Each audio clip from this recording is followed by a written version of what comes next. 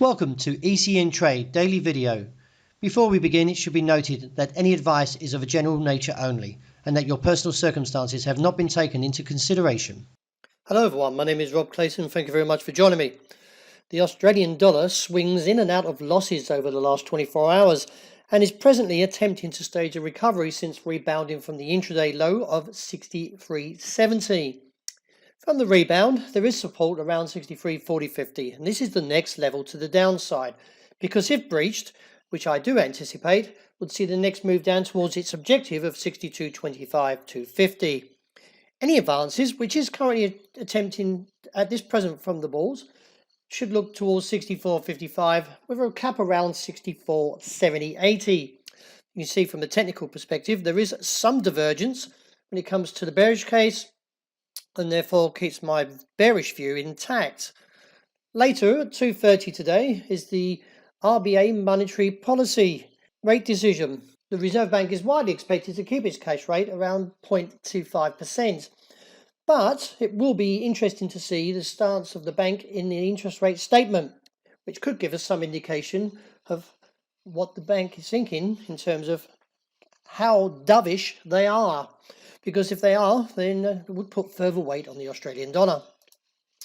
Looking at the euro, the fact is that the dollar index, which measures the greenback strength against a basket of 6 major currencies, stages a further rise to 99.56, where on the flip side, the euro dollar, which is weighted to the US dollar at 57.6, fell to an intraday low of 108.95, putting further stress to the downside.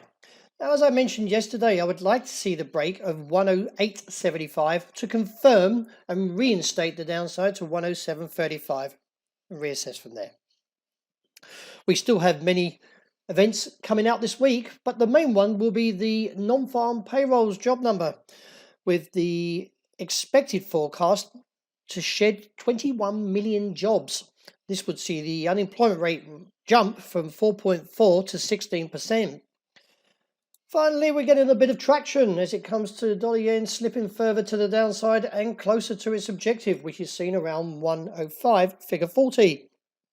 I do anticipate that safe haven demand will increase due to the fact that the US and China tension has been reignited after Trump has come out and blamed China for its misinformation when it comes to the coronavirus. But from a technical point, I still feel that we are looking for a further test down and hold towards 105.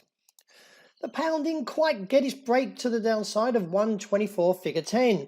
After posting an intraday low of around that level, the market's rebounded and therefore could see a slight uptick towards 125.80, but a cap around 126.40.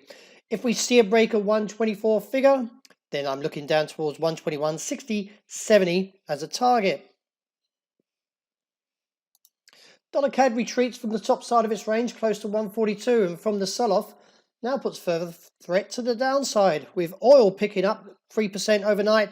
Should see further moves for dollar CAD and look towards its recent target around 138.5.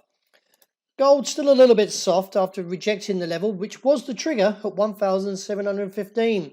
From the current pattern I'm seeing, I still feel there is, from this bearish outside range day also, this is enforcing the downside and could see a move towards the level around 1,670, which was the recent low, or down towards the region of 1,640. Only a break above 1,715 would negate the downside and the bearish outside range day and look back towards 1,750. As I said, oil rallied 3% overnight and looking very much on track to claim its target of $26 a barrel.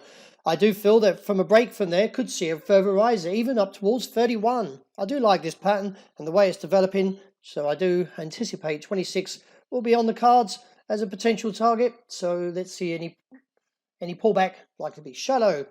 That wraps it for today. Thank you very much for joining me, and as always, look out for the intraday report. I hope you enjoy the great start to this new day.